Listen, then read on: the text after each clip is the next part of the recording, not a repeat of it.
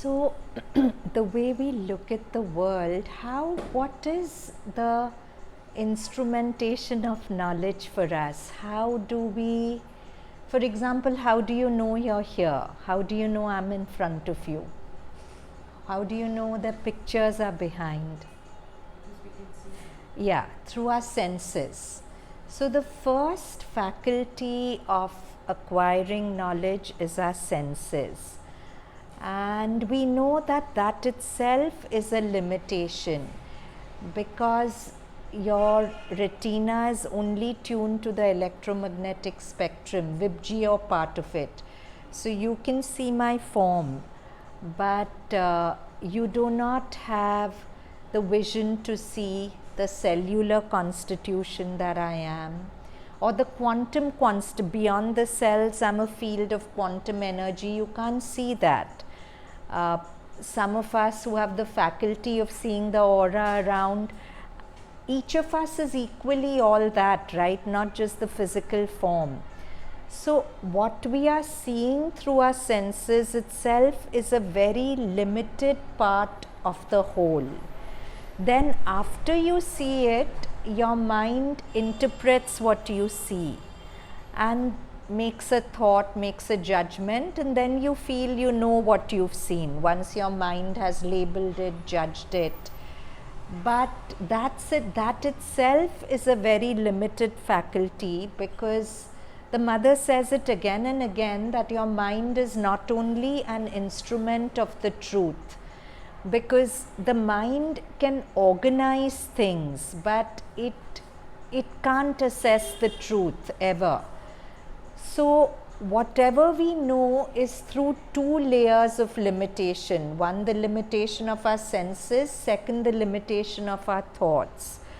So whatever we really know, it's very limited, and mother actually calls it ignorant knowledge. She says whatever you call knowledge is actually ignorant knowledge, because you don't know enough.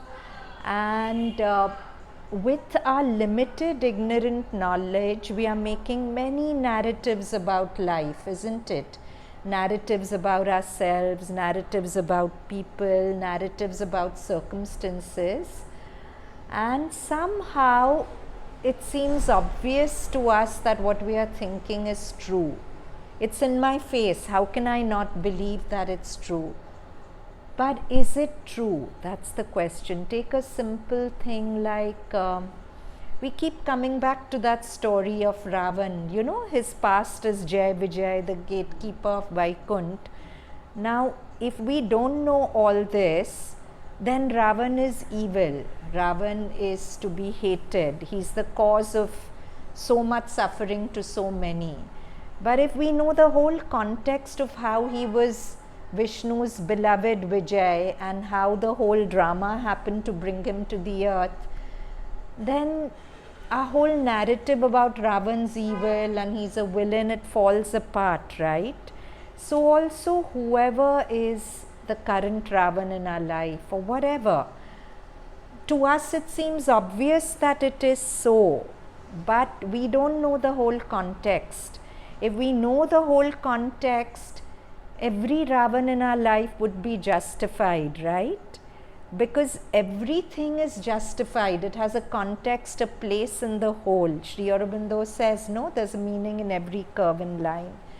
So if we start living somehow not believing our narratives about ourselves, about life, about people, we'll be much happier human beings, much more pleasant human beings, and we won't do so much damage to our system, right? Quantum biology has said that your whole biochemistry changes with every thought you think.